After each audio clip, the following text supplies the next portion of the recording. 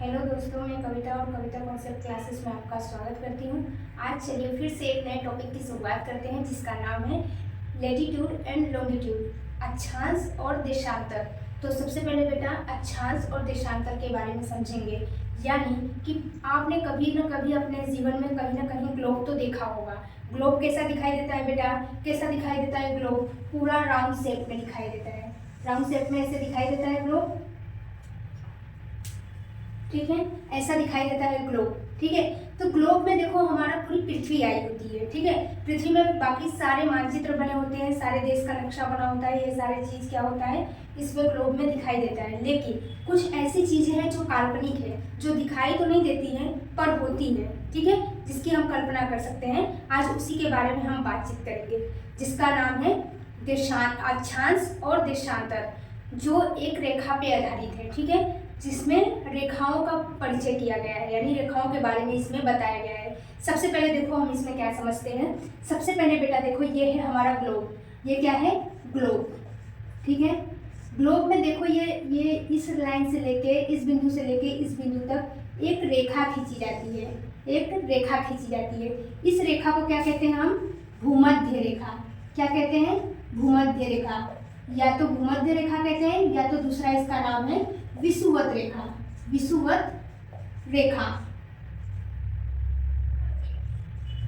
ठीक है, इसको भूमध्य रेखा कहते हैं या फिर विषुवत रेखा कहते हैं।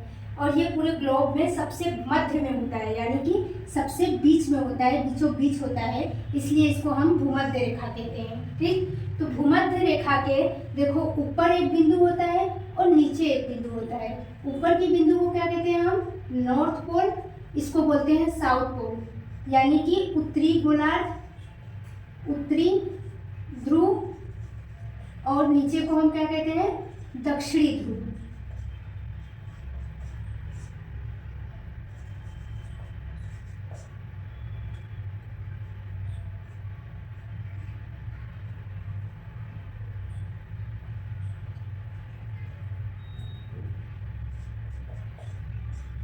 उत्तरी ध्रुव और दक्षिणी ध्रुव, इसके बीच में जो ये लाइन होती है, ये वगैरह होता है ना, इसके बीच इसके भूमध्य रेखा के ऊपर उत्तरी गोलार्ध बोला जाता है। इस गोले को क्या बोला जाता है? उत्तरी गोलार्ध। क्या बोला जाता है बेटा? उत्तरी गोलार्ध। और नीचे इस गोले को क्या कहा जाता है? दक्षिणी गोलार्ध। क्या बोला जाता है बेटा? दक्षिणी गोलार्ध। यानी कि गोले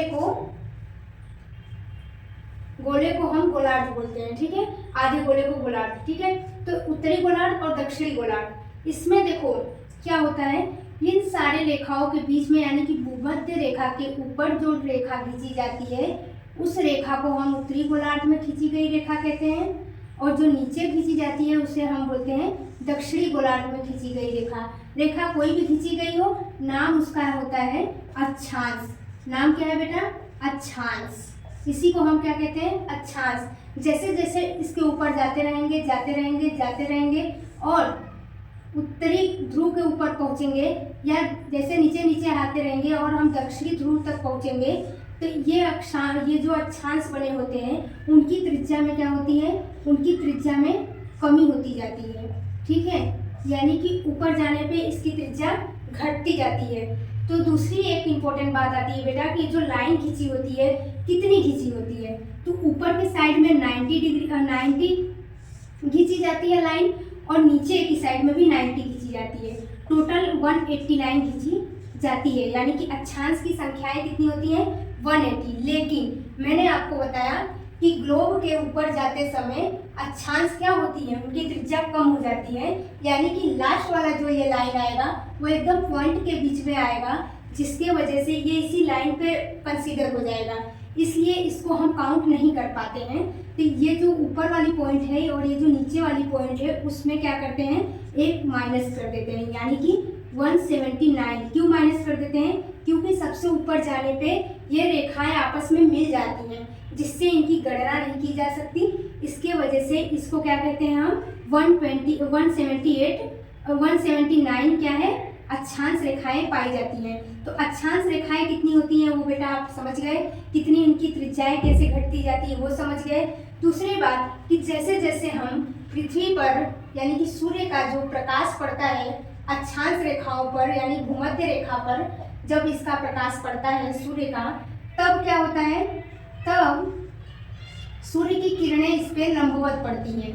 लंबवत यानी बेटा लंबवत किरणें मतलब क्या होता है, सीधी किरणें पड़ती हैं। सूर्य की किरणें यहाँ पे क्या पड़ती हैं, सीधी पड़ती हैं भूमध्य रेखा पे, जिसके वजह से दिन और रात की अवधि बराबर होती है। और तापमान क्या होता है बेटा, तापमान भी बराबर होता है। तापमान यानी कि यहाँ का जो तापमान है, सूर्य की किरणें हमेशा गिरती हैं जिसके वजह से यहाँ का तापमान उच्च रहता है। उच्च रहता है मतलब ऊंचा रहता है, और कब तक रहता है, सदैव रहता है। समझ में आया कि तापमान कैसा रहता है, ऊंचा रहता है, और तापमान ऊंचा हमेशा रहता है। अब दूसरी और इम्पोर्टेंट बात आई कि मैडम जो भूमध्य रेखा है वो कहाँ से कहाँ तक खींची गई है, कहाँ से कहाँ तक खींची गई है। तो भूमध्य रेखा देखो सबसे बीचों बीच खींची गई है, ग्लोब में सबसे बीचों बीच भूमध्य रेखा खींची गई है। तो ग्लोब में जब बीचों बीच भूमध्य रेखा खींची गई है तो इसमें कोई ना कोई तो देश आता होगा, कोई ना कोई तो देश आता होगा। तो कौन सा देश इसमें शामिल होता है, मतलब कि भूमध्य रेखा में जो रेखा से गुजरती हुई जो देश है उसका नाम क्या है, युगांडा। उसका नाम देखो बेटा, युगांडा, केन्या, केन्या और तंजानिया जैसे जो देश होते हैं ना, तंजानिया, ये जो जैसे देश होते हैं ना वो क्या होते हैं, भूमध्य रेखा से गुजरते हैं। ठीक है, तो भूमध्य रेखा जिस देश से गुजरती है उस देश का नाम है युगांडा, केन्या और तंजानिया। और कौन से झील से गुजरती है बेटा, झील का क्या नाम है, जिस झील से ये भूमध्य रेखा गुजरती है तो नाम है विक्टोरिया झील। कौन सी झील, विक्टोरिया झील। तो इससे हम ये समझ गए कि अक्षांश जो होता है वो कितना होता है, और हर एक अक्षांश के बीच यानी कि हर एक लाइन के बीच जो कोण बनता है वो कितने डिग्री का बनता है, हर एक लाइन के बीच जो कोण बनता है वो 90 डिग्री का बनता है। यानी कि दोनों अक्षांशों के बीच यानी दो लाइनों के बीच की जो दूरी होती है उसे हम क्या कहते हैं, दो लाइनों के बीच की दूरी को हम क्या कहते हैं, जोन कहते हैं, यानी कि कटिबंध।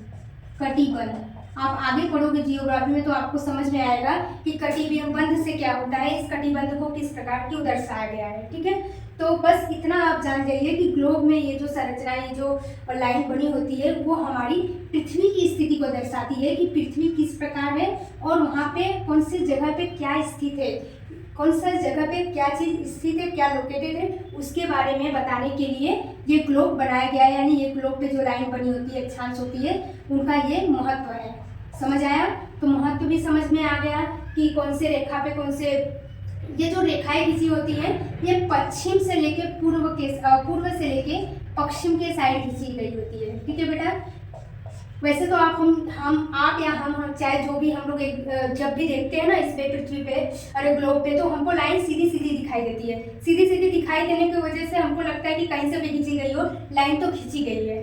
ठीक है, तो इस प्रकार, लेकिन खींची कहाँ से गई है, पूर्व से लेके पश्चिम की साइड खींची गई है। ठीक, तो हम ये जान गए कि उसकी स्थिति क्या है, मतलब कि सूर्य इस पे किस प्रकार चमकता है, सूर्य का क्या स्थिति बना रहता है, दिन और रात। दिन और रात देखो बेटा इसमें क्या होता है, इस जो भूमध्य रेखा पे जो आने वाले देश है उस पे दिन और रात क्या होता है, बराबर होता है। इसमें दिन की अवधि और रात की अवधि, दोनों की अवधि क्या होती है, बराबर होती है। तो आई थिंक मुझे लगता है कि आपको अक्षांश के बारे में समझ में आ गया होगा कि अक्षांश क्या है। ठीक है, तो अक्षांश क्या है वो आप समझ गए, अक्षांश किस प्रकार से डिवाइडेड है ये समझ गए, ये कौन से देश में आया हुआ है ये सारा कुछ समझ गए, और कितने डिग्री का कोण एंगल बनाता है वो भी समझ गए।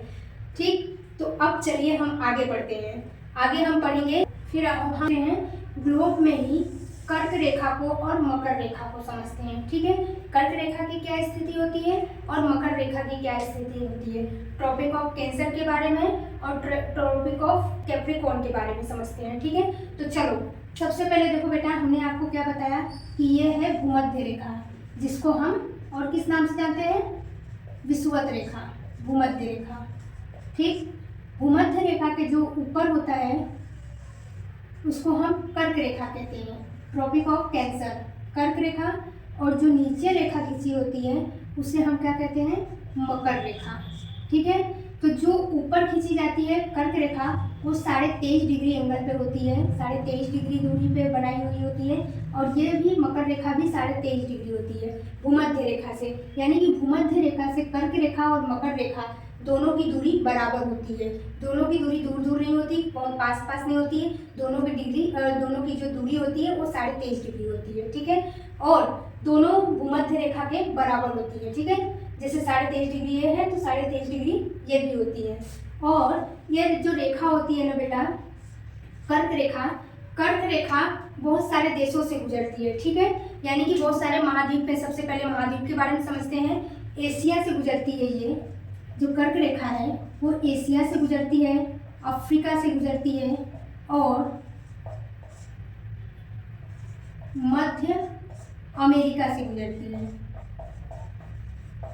ठीक है, एशिया से, अफ्रीका से और मध्य अमेरिका से गुजरती है। और ये जो कर्क रेखा है, कर्क रेखा को भारत में एक नदी है बेटा, भारत में एक नदी है जिसका नाम है माही नदी। माही नदी कर्क रेखा को अपने आप में 2 बार काटती है। कितनी बार काटती है, कितनी बार उसमें से कट लगा के जाती है, तो 2 बार काटती है। ठीक है, कौन सी नदी, माही नदी। माही नदी कहाँ पे स्थित है, इंडिया में स्थित है। ठीक है, और माही नदी किस महाद्वीप का भाग है, यानी कि इंडिया किस महाद्वीप का भाग है, एशिया का। समझ में आया, तो इस तरह हम समझते हैं। ठीक है, दूसरी बात कि जो इसमें बहुत सारी क्या होती है बेटा, नदी भी होती है, यानी कि जल संधि वाले क्षेत्र भी होते हैं। जो क्या होते हैं, जल संधि वाले क्षेत्र जो गुजरते हैं, किससे गुजरते हैं, कर्क रेखा से गुजरते हैं। मेक्सिको की खाड़ी, लाल सागर, हिंद महासागर, प्रशांत महासागर, ऐसे बहुत सारे महासागर होते हैं जो क्या होते हैं बेटा, इस क्षेत्र से गुजरते हैं। ठीक है, कौन से क्षेत्र से गुजरते हैं, कर्क रेखा से गुजरते हैं। तो हमको कर्क रेखा के बारे में समझ में आ गया कि कर्क रेखा किस प्रकार स्थित है, कहाँ स्थित है, इसमें कौन से देश है, ये सब के बारे में आप समझ गए हैं। ठीक है, अब आती है हमारी मकर रेखा। मकर रेखा भी बेटा 23.5 डिग्री एंगल पे भूमध्य रेखा से है, और वो उसमें भी क्या होता है कि कई प्रकार के इसमें भी महाद्वीप होते हैं जो ये महाद्वीप से गुजरती है। मकर रेखा किससे गुजरती है, अफ्रीका से गुजरती है, मध्य अमेरिका से, दक्षिण अमेरिका से और ऑस्ट्रेलिया से। अफ्रीका से, दक्षिण अमेरिका से और ऑस्ट्रेलिया से मकर रेखा गुजरती है। ठीक है, और मकर रेखा में गुजरते समय कोई भी जल संधि या कोई भी जल वाला क्षेत्र इसमें से नहीं दिखाई देता है। ठीक, और इसमें कौन सी झील पाई जाती है बेटा, कौन सी झील से ये कर्क रेखा गुजरती है, झील के बारे में बताना भूल गई थी। झील है नासिर झील। ठीक है, कौन सा झील, नासिर झील से जो कर्क रेखा है वो गुजरती है। और मकर रेखा में कोई भी प्रकार की जल संधि नहीं होती है, ये इसमें खाली महाद्वीप का संकलन किया गया है, यानी कि महाद्वीप से ये रेखा जो है वो गुजरती है महाद्वीपों से। ठीक है, अफ्रीका महाद्वीप और दक्षिण अमेरिका, ऑस्ट्रेलिया जैसे क्षेत्रों से गुजरती है।